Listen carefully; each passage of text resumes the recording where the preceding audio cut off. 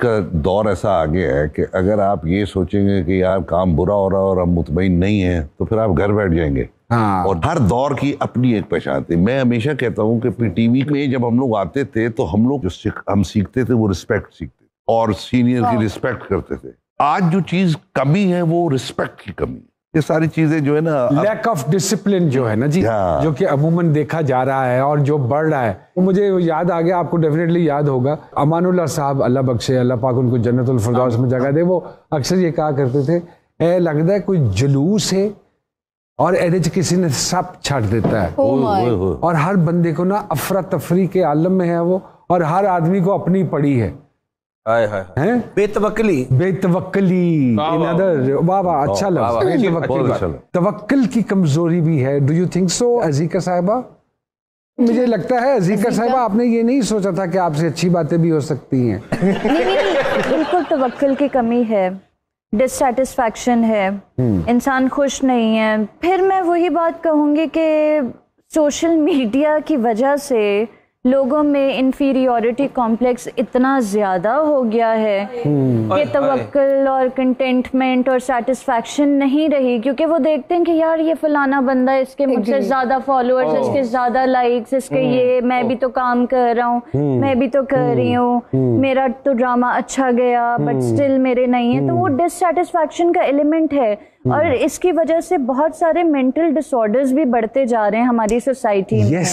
अच्छा, मैं एक बात पूछना चाह रहा था मैम, डू यू एग्री कि फेसबुक पे दो टाइप के लोग होते हैं? एक होती है सास जिसे हर पोस्ट में गलती दिखती है, और एक होती है माँ जो हर पोस्ट को लाइक करती है। Do you agree?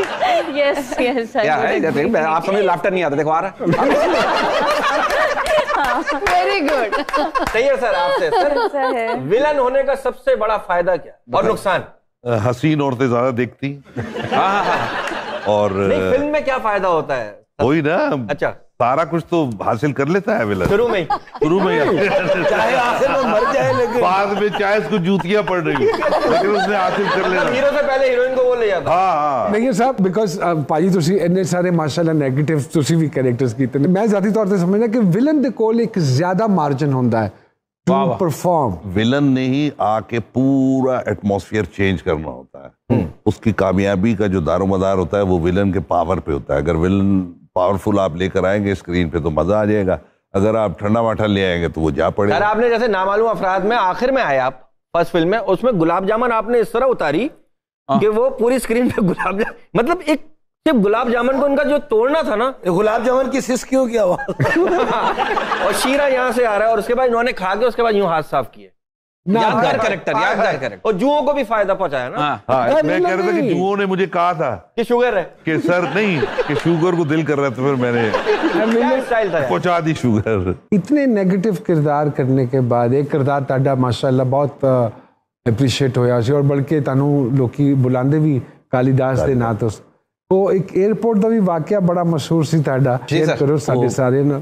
उसमें वो होता था ना कि मैं जब सीन करता था, वो बीवी बाथरूम में पीछे खड़ी हुई है और मैं शेव कर रहा हूँ और मैं गाना गा रहा हूँ कि कौन है जो सपनों में आया, कौन है जो दिल में समाया, लो झुक आसमां बे, इश्क मेरा रंग लाया, वाह वाह वाह, ओ शीतल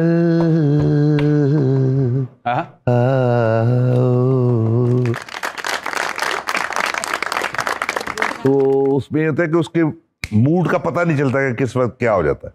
तो वो गा तो रहा होता है बड़े मजे से, तो लेकिन उसकी बीवी का उसको आता है कि यार ये उस दोस्त के साथ शायद इसका कोई चक्कर वक्कर, तो वो गुस्से में फिर ब्लेड मारता है उसके फेस पे।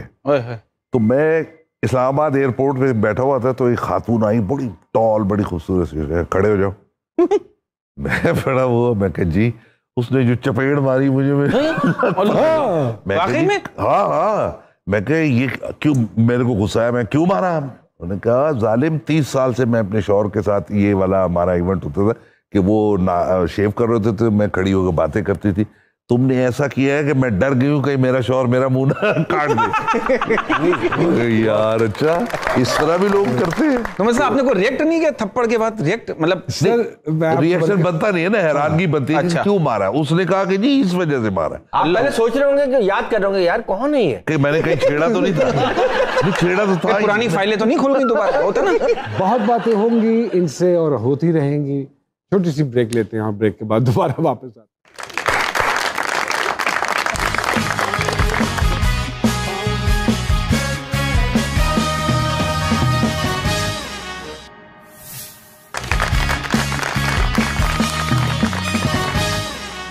एक मरतबा फिर से खुश आमदीद कहते हैं जी सरकार में। नैयर इजाज साहब, अजीका साहिबा हमारे साथ मौजूद हैं। नैयर भाई, गाना जिस फैमिली से आपका ताल्लुक है, मुझे सामिया जी भी दूसरे इशारा कर रही थी कि गाना सुनना, तो मैं कहा फिक्र मत करें, हम नैयर भाई को जाने नहीं देंगे बगैर आवाज सुने इनकी। जिस अच्छा तुसी साथ ना देना। जा पाऊंगा मैं। सोने वे मुख तेरा सजरी सवेरे, खिड़ पे चानना मुखे नेरे। सोने वे ख्वाबां विच सोचे हासी नेरा तेरे टंग दा, हज़ला तो रूप तेरा मेरा दिल मंगदा, इंज पिया संगदा, मंगिया दुआवां लखा वेलाया फेरे।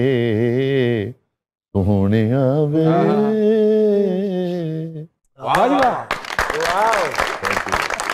अजीका साहिबा, कहाँ देखते हो आप अपने आप को अगले 5-10 सालों में? कोविड सिचुएशन में तो कहीं नहीं देखती। 5-10 साल की प्लानिंग वाली इंसान नहीं हूँ मैं। स्पॉन्टेनियस हूँ, इम्पल्सिव बहुत हूँ। वाह, ये प्रोग्राम सर दरी बिछा के होना चाहिए था। ऐसा क्यों? इजी होके बैठते हैं यूं करके आराम से। एक बंदा सो रहा होता है, गुड्डा हाँ भाई सवाल हो गया, चाय पी रहे थे, रजाई से बोलता नोमान भाई मेरा शॉट है कि नहीं। इसकी ड्यूरेशन जो है 36 मिनट से कोई 136 मिनट। जो सोच के बोल रही हैं आप, उसका तमस्कर मत उड़ाइए। नहीं। अच्छा नैयर साहब, आपको शिकार का शौक है? अगर शिकार आप हो तो करने का। किससे इंस्पायर होके काम शुरू किया? क्या कैसे ये शौक पड़ गया? आज तक अजीब सी बात यह है कि कोई इंस्पिरेशन नहीं रही मेरी। अरे किसी से इंस्पायर नहीं हुई एक्ट्रेस बनने के लिए। कितने बजे दवाई लेती हैं? एक्सीडेंटली एक्ट्रेस बनी हूँ, पैशन नहीं था। कैबिन क्रू में थी आप? यस, PIA कैबिन क्रू, और बस अचानक से आप PIA में एक्टिंग की तरफ आई। जी नहीं तो हम कौन से जहाज में बैठ रहे थे, हमें तो कभी नहीं मिली। यार PIA में इतनी प्यारी सर, कैसे ये अपॉर्चुनिटी मिली? मुझे ये अपॉर्चुनिटी ऐसे मिली कि थोड़ा बहुत मैं कमर्शियल मॉडलिंग वगैरह करती थी। तो एक प्रोड्यूसर हैं फाद मुस्तफ़ा के पार्टनर डॉक्टर अली काज़मी, वो वहाँ पे होते थे डॉक्टर PIA क्रू सेंटर में। बिल्कुल। तो उन्होंने मुझे एक दफ़ा एक प्रोजेक्ट ऑफर किया because they were shooting in Japan, और वहाँ पे उनके 2 प्रोजेक्ट शूट हो रहे थे मौसम तलत के। तो एक प्रोजेक्ट किया उन्होंने और एक्ट्रेस ने, और दूसरा प्रोजेक्ट उन्होंने मना कर दिया। तो फिर मुझे उनकी कॉल आई कि अजीका एक्टिंग कर लोगी? मैं बहुत एक्साइटेड हो